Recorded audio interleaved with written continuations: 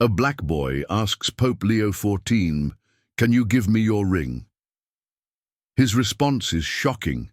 The ancient stones of St. Peter's Basilica had witnessed countless moments of faith, but nothing quite like this. The morning sun filtered through Renaissance, stained glass casting jeweled patterns across the marble floor where hundreds of pilgrims sat in neat rows. Their whispered prayers created a gentle hum that rose toward the soaring dome above. Children clutched rosaries and handwritten notes, their eyes wide with anticipation as they waited for the weekly public audience to begin. Pope Leo XIV emerged from the side entrance with his characteristic gentle stride, his white robes flowing softly behind him. At 73, he carried himself with quiet dignity, his weathered hands clasped loosely in front of him. The simple gold band on his right hand caught the light, the ring of the fisherman, worn by every pontiff for over 1,000 years. Its ancient engravings told stories of apostolic succession, of unbroken faith passed down through generations. As he moved through the crowd, blessing children and elderly pilgrims alike, his eyes settled on a small figure in the third row. 8-year-old Marcus Thompson sat perfectly still, his dark skin glowing under the cathedral light, his Sunday clothes pressed with obvious care. Unlike the other children who whispered excitedly or fidgeted with nervous energy, Marcus watched with an intensity that seemed far older than his years. The Pope paused in his procession, something about the boy's unwavering gaze drawing him. And closer, security personnel shifted slightly, their practiced eyes scanning the crowd, but the pontiff seemed oblivious to everything except the child before him. "Holy Father," Marcus said, his voice clear and strong despite his small stature. The surrounding conversations died away as nearby pilgrims turned to listen. Even the Swiss guards, standing at attention near the altar, seemed to lean forward slightly. Pope Leo XIV knelt down, bringing himself to the boy's eye level. His kind eyes crinkled at the corners as he smiled. "Yes, my child." Marcus looked directly into the Pope's face, his expression serious and hopeful. "Can you give me your ring?" The basilica fell silent. Not the reverent quiet of prayer, but the absolute stillness that follows a thunderclap. Mothers gasped softly. Tourists lowered their cameras. Even the ancient stones seemed to hold their breath, waiting for what would come next. The silence stretched like a held breath across the vast basilica. Security guards exchanged glances, their hands instinctively moving toward their radios. Cardinal Bertoli, standing near the altar, took a half-step forward, his face pale with concern. In the crowd, parents pulled their children closer, unsure whether they had just witnessed incredible boldness or unthinkable disrespect. Pope Leo XIV remained perfectly still, his weathered hands resting on his knees as he studied Marcus's face. The boy didn't flinch under the pontiff's gaze. Instead, he sat straighter, his small chin lifted with quiet determination that seemed to come from somewhere deeper than childhood bravery. "Why do you want it?" the Pope asked softly, his voice carrying clearly in the hushed space. Marcus's eyes never wavered. "My mama said before she went to heaven that the most beautiful things in the world aren't meant to be kept in boxes. They're meant to help people." He paused, swallowing hard. "She said, when you find something really beautiful, you should give it to someone who needs hope more than you need pretty things." A tourist in the back row lowered her phone, tears suddenly blurring her vision. An elderly Italian woman crossed herself and whispered a prayer. Even the Swiss guards seemed to soften slightly, their rigid postures relaxing just a fraction. Pope Leo XIV's expression transformed, the formal reserve melting away to reveal something profoundly human. He looked down at his right hand, at the ring of the fisherman that had been blessed and worn by his predecessors for centuries. The gold caught the light differently now, as if seeing it through the boy's eyes had somehow changed its very nature. Your mother was a wise woman, he said, his voice thick with emotion. What would you do with such a ring? Give it to someone who's forgotten they matter, Marcus replied immediately, as if he'd been thinking about this for a long time. Someone who needs to remember that God sees them, even when nobody else does. The Pope closed his eyes for a moment, and when he opened them again, something fundamental had shifted. He began to slide the ancient ring from his finger, the movement deliberate and reverent. Cardinal Bertoli stepped forward urgently, his face stricken with alarm, but Pope Leo XIV held up his free hand to stop him. Sometimes, the pontiff said, loud enough for the entire basilica to hear, wisdom comes from the mouths of children who speak truth without fear. The papal apartments felt heavier than usual as evening shadows stretched across the ancient walls. Pope Leo XIV sat at his mahogany desk, the ring of the fisherman resting in his open palm like a small golden sun. Candlelight from the ornate chandelier above danced across its surface, illuminating the intricate engravings that told stories spanning nearly 2 millennia. Cardinal Bertoli paced near the tall windows overlooking St. Peter's Square, his usually composed demeanor fractured by the afternoon's events. Holy Father, with all due respect, you cannot seriously be considering this. That ring has been worn by 166 popes. It carries the authority of the apostolic succession.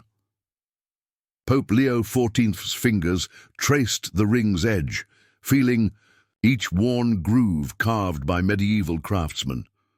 Tell me, Alessandro, he said quietly, using the cardinal's first name as he did only in their most private moments. What makes this ring sacred? The gold it's made from, or the faith it represents? The cardinal stopped pacing, his black cassock rustling in the silence.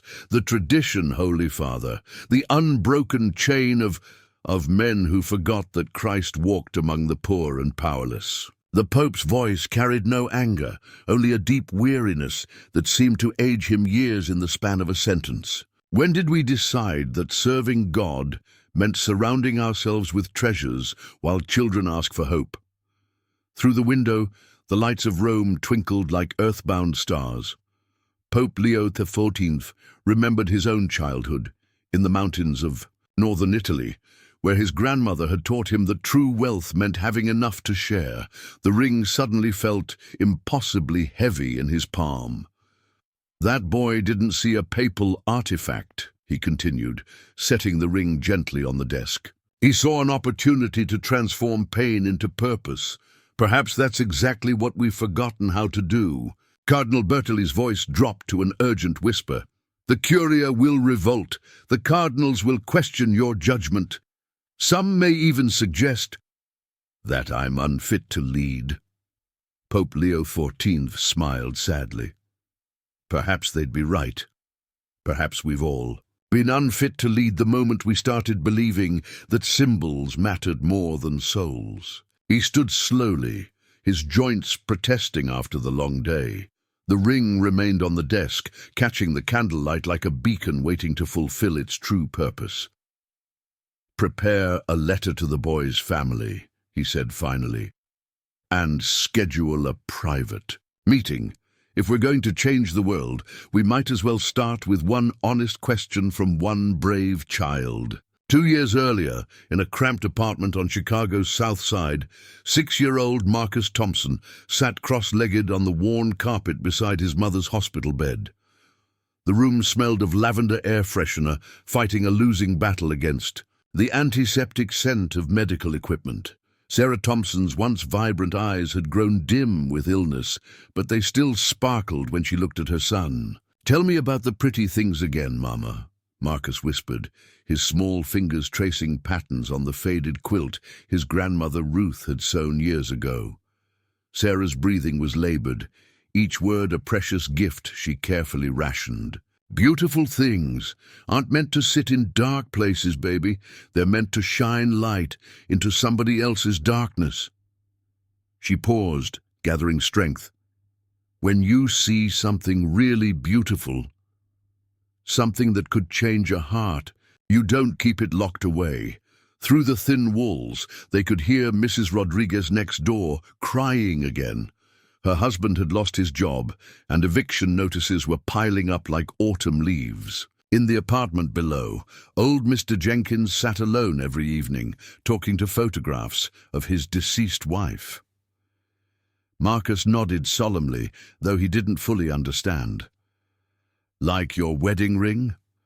Sarah's hand instinctively moved to the simple gold band she'd worn, even after Marcus's father left. She'd been saving it to sell for Marcus's school clothes, but something in her son's question made her pause.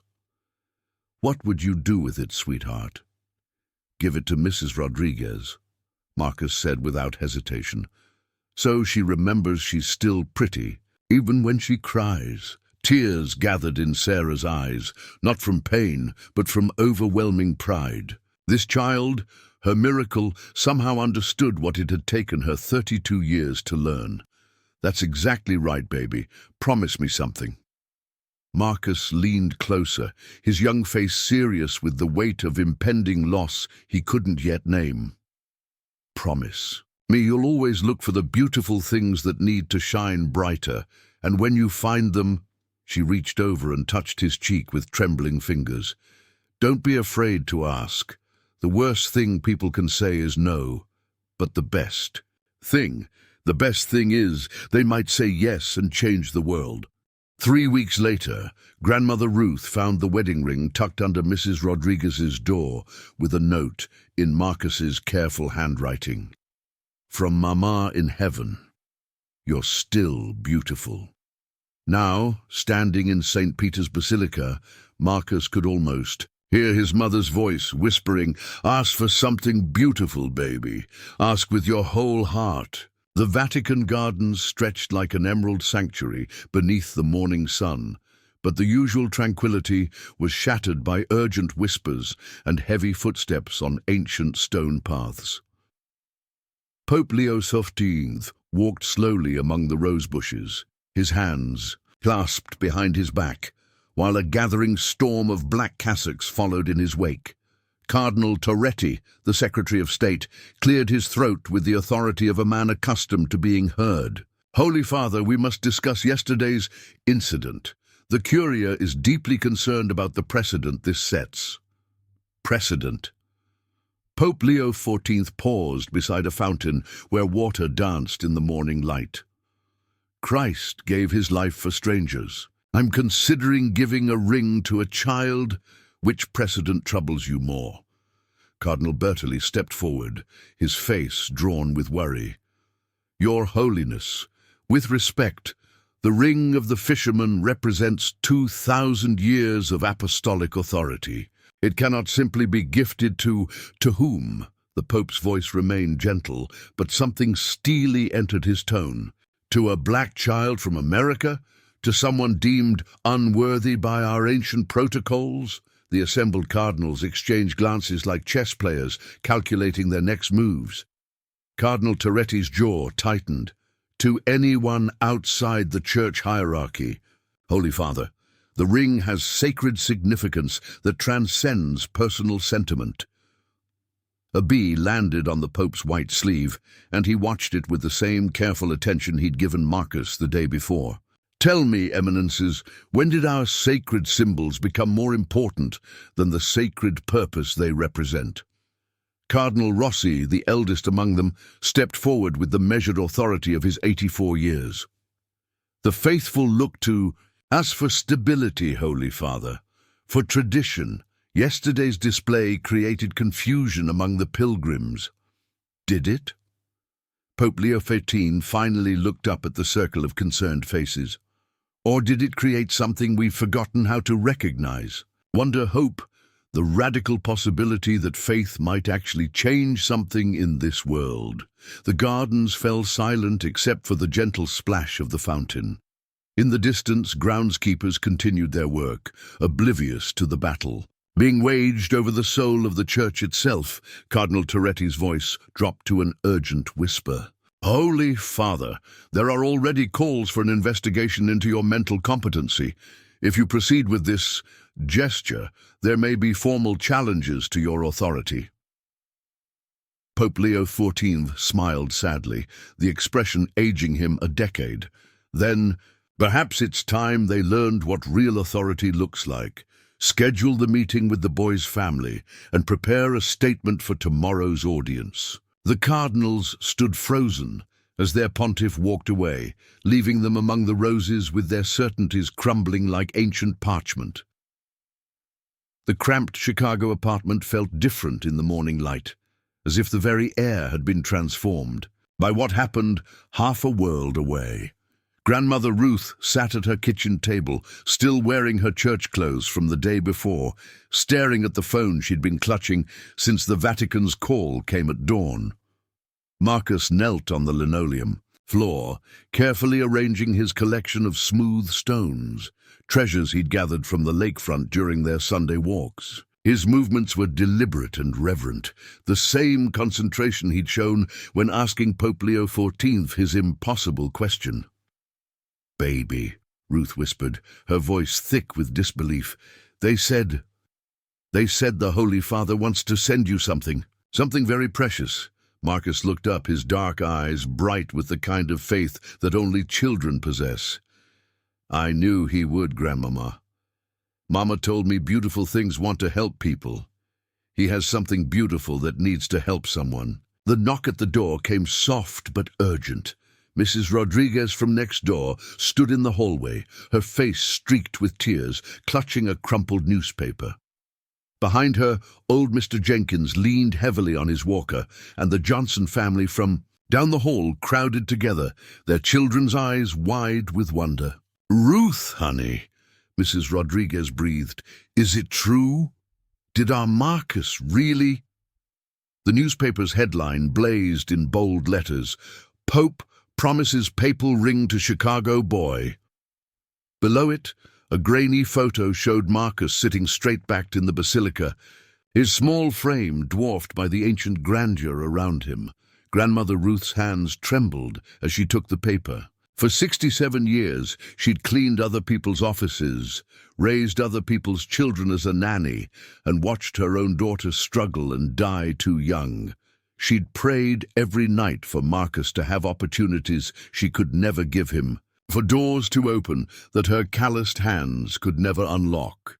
"Lord have mercy," she whispered, sinking into her chair as the weight of impossibility settled over her like a blanket. Marcus stood and wrapped his small arms around her shoulders. "Don't cry, Grandmama. Mama said beautiful things find their way to people who know how to share them. That's you." Mr. Jenkins shuffled closer, his weathered face soft with wonder. "Boy asked the Pope for his ring like he was asking for a cup of sugar." He shook his head slowly. "And the man said yes." Outside, more neighbors gathered in the hallway, their voices rising in amazement and disbelief. But inside the small apartment, Marcus simply returned to his stones, humming the lullaby his mother used to sing, while his grandmother held a newspaper that proved miracles still happened on ordinary Tuesday mornings. Within hours, the world had divided into two camps, and Marcus Thompson's innocent question had become the fault line between them. In London's BBC newsroom, anchor Sarah Chen straightened her papers as the red light blinked on. Tonight, a story that has sparked global debate. 8-year-old Marcus Thompson from Chicago has seemingly convinced Pope Leo XIV to give him the papal ring, a decision that has religious leaders and faithful around the world questioning whether this represents divine inspiration or dangerous precedent. The footage played on screens from Tokyo to Toronto, Marcus sitting small and solemn in St. Peter's Basilica, his clear voice cutting through centuries of protocol with 5 simple words. Social media exploded like digital fireworks, hashtags, trending faster than algorithms could track them. Catholic Momden 7. This child sees what adults have forgotten. Faith isn't about gold rings, it's about golden hearts. Papal ring, faith over tradition. Traditionalist Tom replied, 2,000 years of sacred tradition destroyed by one child's whim. Where does it end? Respect tradition, tune not my pope. In Rome, Vatican spokesman Father Martinez faced a wall of cameras and microphones, sweat beading on his forehead despite the morning chill. His Holiness Pope Leo XIV stands by his decision. The Church has always taught that our greatest treasures are meant to serve God's people, not to be hoarded behind palace walls. But Father, interrupted a journalist from CNN, critics are calling this everything from publicity stunt to evidence of diminished capacity. How do you respond? The spokesman's pause stretched uncomfortably long. Behind him, the ancient stones of St. Peter's seemed to watch and judge. On American morning television, the debate raged with polite ferocity. This is exactly what Christianity should look like, declared Dr. Rachel Williams, a theology professor from Harvard. Christ himself said it's easier for a camel to pass through the eye of a needle than for a rich man to enter heaven. Her opponent, Cardinal O'Brien from Boston, shook his head gravely. The ring represents apostolic succession dating back to St. Peter himself. You cannot simply give away sacred symbols based on emotional impulse. But it was the viral video that captured the world's attention most powerfully. Security footage from the basilica showing the exact moment Marcus asked his question. Shared millions of times, slowed down, analyzed frame by frame. It revealed something that formal news coverage missed. The profound silence that followed, the way even hardened security guards had seemed to hold their breath. In the eye of this global storm, one question echoed across continents and languages. Had an 8-year-old boy just changed the Catholic Church forever? Or had he simply revealed what it was always meant to be? The papal study had never felt more like a sanctuary than it did in the deep hours of the night. Pope Leo XIV sat alone at his wooden desk, surrounded by leather-bound volumes that had counseled popes for centuries, yet offered no guidance for the choice that had transformed him from religious leader to global lightning rod. The ring of the fisherman lay before him, catching the soft glow of his desk lamp. For 7 days, he had resisted the mounting pressure from cardinals, the calculated disappointment of Vatican officials, the barely concealed panic in Cardinal Bertoli's eyes. The world watched and waited, but in this quiet moment only 2 voices mattered, the memory of a child's unwavering faith and the whisper of his own conscience. He pulled out a sheet of simple white paper, not the ornate papal stationery that proclaimed authority, but something Marcus's small hands could hold without feeling overwhelmed by ceremony. The pen felt heavier than usual as he began to write. "Dear Marcus," he started, then paused. Through his window, Rome slept peacefully, unaware that its spiritual shepherd was about to irrevocably alter the course of the Church itself. "When you asked for my ring, you taught me something I had forgotten. In my 73 years of life, you reminded me that faith is not about preserving treasures in glass cases, but about trusting God enough to place sacred things in the hands of those who will honor them differently than we do." His hand moved more steadily now, the words flowing like water, finding its natural course. "Your question was not impertinent or childish. It was prophetic. You saw what this old man had lost sight of, that symbols only become sacred when they serve love rather than tradition. I am not giving you a ring. I'm entrusting you with a responsibility that I believe your young heart understands better than many who have worn it before you." The Pope set down his pen and closed his eyes, feeling a peace he hadn't experienced since his ordination 50 years ago. In the silence, he could almost hear his mentor's voice from decades past. "Giovanni, the moment you start protecting the Church from the gospel is the moment you stop serving either."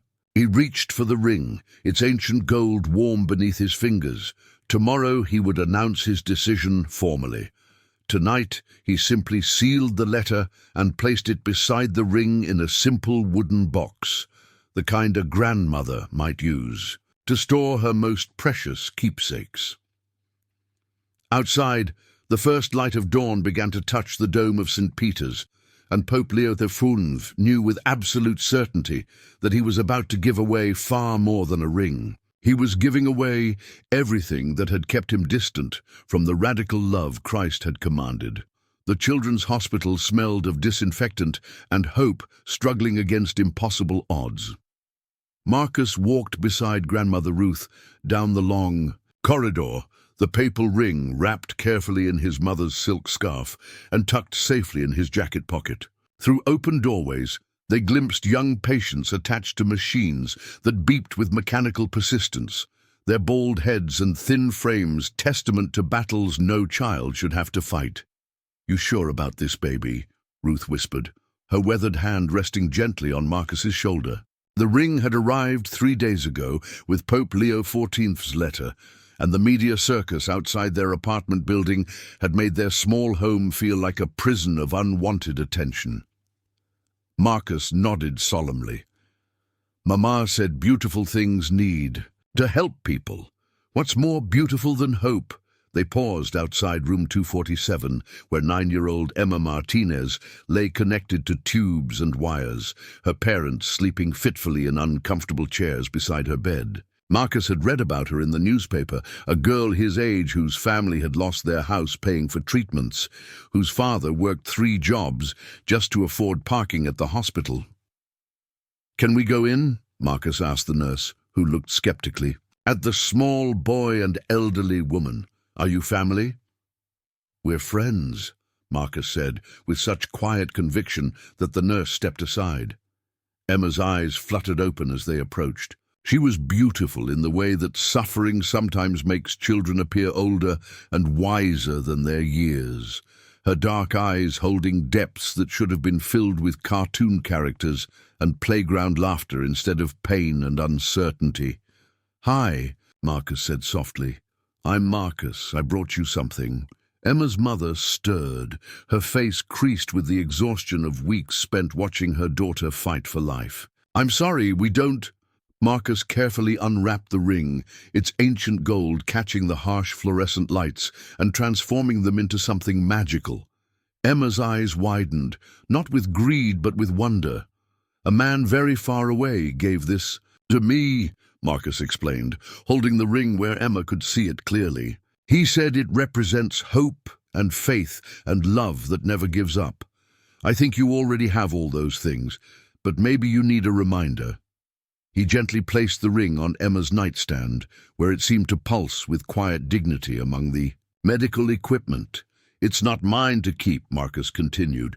"It belongs to anyone who needs to remember they're not alone. When you're better, you'll know who needs it next."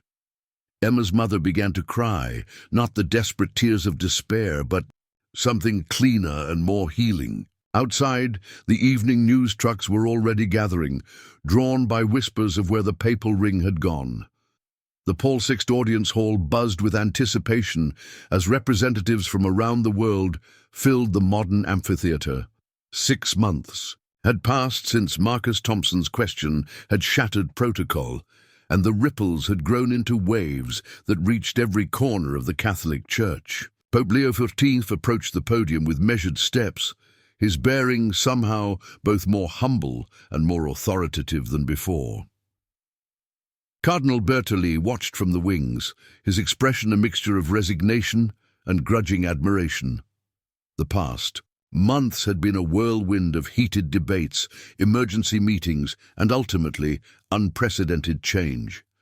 The man he'd served for 15 years had become someone entirely new, or perhaps he'd finally become who he was always meant to be.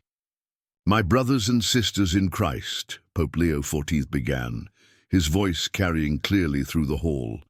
6 months ago, a child asked me a question that changed not just my understanding of leadership, but the very mission of our church. The cameras focused intently on his face, broadcasting to millions worldwide who had followed the story from its shocking beginning to this moment of institutional transformation. "Today, I am announcing the establishment of the Marcus Thompson Foundation for Children in Crisis, an initiative that will redirect significant Vatican resources toward direct aid for the world's most vulnerable young people. A murmur of surprise rippled through the audience. We will sell papal artifacts, liquidate unnecessary treasures, and convert palace rooms into coordination centers for global humanitarian efforts. Cardinal Toretti shifted uncomfortably in his seat, his face flushed with what might have been anger or embarrassment. Other senior clergy exchanged glances that spoke volumes about the resistance that had preceded this moment. The ring of the fisherman now travels from child to child, in hospitals, orphanages and refugee camps. The Pope continued, his voice growing stronger. It has visited Emma Martinez, who beat leukemia, and passed it to a boy in Syria whose family fled war. It has comforted children in Bangladesh, whose village flooded, and given hope to young ones in Brazil, whose parents work in dangerous conditions. He paused, looking directly into the cameras. That ring has done more good in 6 months of movement than in 6 centuries of sitting in a vault. A journalist in the front row raised her hand urgently. Your Holiness, critics say you've diminished papal authority by giving away sacred symbols. How do you respond? Pope Leo XIV smiled with genuine warmth. I respond that a child taught me the difference between sacred symbols and sacred actions. Authority that serves itself dies. Authority that serves love multiplies infinitely. Behind him, a screen displayed photographs of the ring's journey, small hands holding ancient gold, young faces brightened by impossible hope, communities transformed by the belief that they mattered to someone powerful enough to trust them with treasure. The Sarah Thompson Community Center stood like a beacon of possibility on Chicago's South Side, its bright windows and cheerful murals, a stark contrast to the abandoned lots that had surrounded this corner just 2 years ago.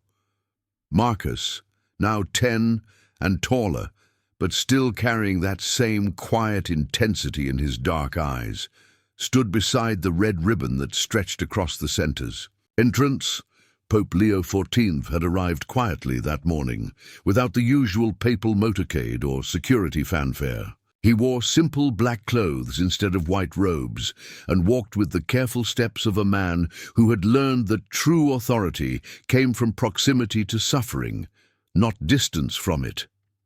I remember when this was just a dream on paper. Grandmother, Ruth whispered to Mrs. Rodriguez, both women dabbing at their eyes as the crowd gathered. The center bore Sarah's name, but everyone knew it existed because a little boy had been brave enough to ask an impossible question 2 years ago. Marcus approached the microphone with the same fearless determination he'd shown in St. Peter's Basilica. The crowd hushed, neighbors from the apartment complex, children from 3 local schools, city officials who had watched this transformation with amazement. My mama used to say that beautiful things want to help people, Marcus began, his voice clear and strong. She never got to see this place, but I think she knew it would happen. Because when you give something beautiful away, it doesn't disappear, it grows. Pope Leo XIV watched from the small crowd, his weathered face soft with pride and wonder. The boy had grown into his wisdom, but the core remained unchanged, that radical trust in love's power to transform the world. 2 years ago, I asked for a ring, Marcus continued, but what I really asked for was hope, and look what hope built. He gestured toward the center, where children already played in the bright rooms, visible through tall windows, where computers waited to bridge digital divides, where a kitchen would serve meals to families struggling to make ends meet. The Pope stepped forward as Marcus cut the ribbon, and in that moment their eyes met across the distance that separated a child from a world leader. But that distance had disappeared long ago, replaced by something far more powerful: the recognition that courage and faith could change everything when they found each other at exactly the right moment. Thank you, Marcus said quietly, his words meant for the Pope but carrying across the gathered crowd, for saying yes. Pope Leo XIV nodded, understanding that this thanks encompassed far more than a ring, far more than a building. It encompassed the transformation of 2 lives, 2 institutions, and countless futures yet to unfold. 5 years had passed since a small boy's question stopped time in St. Peter's Basilica, and the world had quietly transformed in ways that historians would struggle to document. The changes were measured not in treaties or elections, but in the countless moments when courage met compassion and created something beautiful. In Vatican City, Pope Leo XIV stood in his private study, now stripped of its ornate furnishings and converted into a coordination center for global humanitarian efforts. Maps covered the walls, marked with pins, showing Marcus Thompson Foundation centers across 6 continents. The papal ring continued its journey, currently in the hands of a young refugee girl in Lebanon who wore it while teaching other children to read. "Your Holiness," Cardinal Bertoli entered quietly, his face bearing the peaceful expression of a man who had learned to embrace radical change. "The reports from our partner organizations have arrived. The numbers told an extraordinary story. 43 community centers built, over 10,000 children provided with education and healthcare, families lifted from poverty through programs that began with the sale of a single papal artifact." But Pope Leo XIV knew the real measure of success couldn't be quantified. In Chicago, Marcus Thompson, now 13, sat at his desk in the Sarah Thompson Community Center, helping younger children with their homework. His desk drawer held hundreds of letters from kids around the world who had heard his story and found their own courage to ask impossible questions. "Mr. Marcus," 7-year-old Destiny tugged at his sleeve, "my mama says we might lose our house. Can I ask someone important for help like you did?" Marcus set down his pen and looked into her worried eyes with the same intensity he'd carried since childhood. "You don't ask important people for help, Destiny. You ask people who remember what it feels like to need help. Those are the ones who always say yes." Grandmother Ruth, now 72 but still sharp, watched from the center's kitchen where she coordinated meal programs with the efficiency of someone who understood that love expressed through action fed more than just bodies. Across the ocean, Emma Martinez, the girl who had been the ring's 2nd recipient, stood before the United Nations Children's Council as their youngest ever representative. She wore a simple cross necklace, but her words carried the authority of someone who had learned that survival and hope were choices made daily. "The ring taught me that sacred things become more sacred when they're shared," she told the assembly. "Every child who has held it has passed along not just gold, but the belief that they matter enough to be trusted with something precious." The ripples spread outward in ways that defied tracking. Teachers inspired by Marcus's story asked their principals for resources previously deemed impossible. Doctors working in underserved areas wrote letters to pharmaceutical companies, beginning with, "A child once asked a pope for his ring." Business leaders found themselves questioning whether their wealth served themselves or others. In a small village in Bangladesh, where the ring had spent 3 months the previous year, children played in a new school built entirely through donations from people who had heard Marcus's story. The school's dedication plaque bore a simple inscription, "Beautiful things want to help people," but perhaps the most profound change occurred in places that never made headlines. In hospital rooms where sick children held the ring and found strength for another day of treatment. In refugee camps where its presence reminded families that someone, somewhere, believed they deserved dignity. In orphanages where the ancient gold caught sunlight through barred windows and whispered promises that abandonment was not the end of the story. Pope Leo XV had abdicated the previous year, choosing to spend his remaining time visiting Marcus Thompson Foundation centers personally. He traveled without fanfare, staying in simple guest rooms and eating with the children the program served. When asked by a journalist why he had given up the papacy, he smiled and said, "A child taught me that questions are more powerful than answers. I wanted to spend my final years asking better questions." The ring itself had become something beyond papal artifact or symbol. It had become a living reminder that ordinary people possessed extraordinary power to change the world when they found the courage to ask for what seemed impossible. Children who had never heard of Vatican protocols or papal succession understood its true meaning, that beautiful things multiplied when they were shared, and that sometimes the most profound acts of faith looked like a small voice asking a simple question. Marcus Thompson, the boy who had started it all, kept a journal where he recorded stories of every child who had held the ring. The entries filled dozens of notebooks now, each one a testament to his mother's wisdom. The most beautiful things in the world weren't meant to be kept in boxes, but given away to people who needed hope more than the giver needed possession. On quiet evenings at the community center, when the last child had been picked up and the lights dimmed over empty classrooms, Marcus would sometimes hold his mother's photograph and whisper, "Look what grew from your beautiful idea, Mama. Look how far your love traveled." Outside, Chicago's South Side looked different now, cleaner, safer, filled with the kind of hope that built futures instead of merely surviving present moments. And somewhere in the world, a child held an ancient ring and learned that their dreams mattered enough to trust with gold. The legacy wasn't measured in the ring's monetary value, but in the generations of children who would grow up believing that courage, kindness, and faith could move mountains.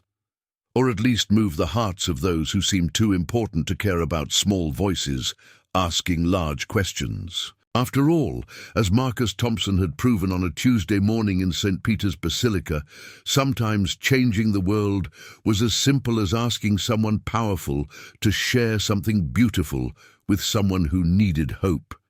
And sometimes, if you asked with enough love in your heart, they said yes.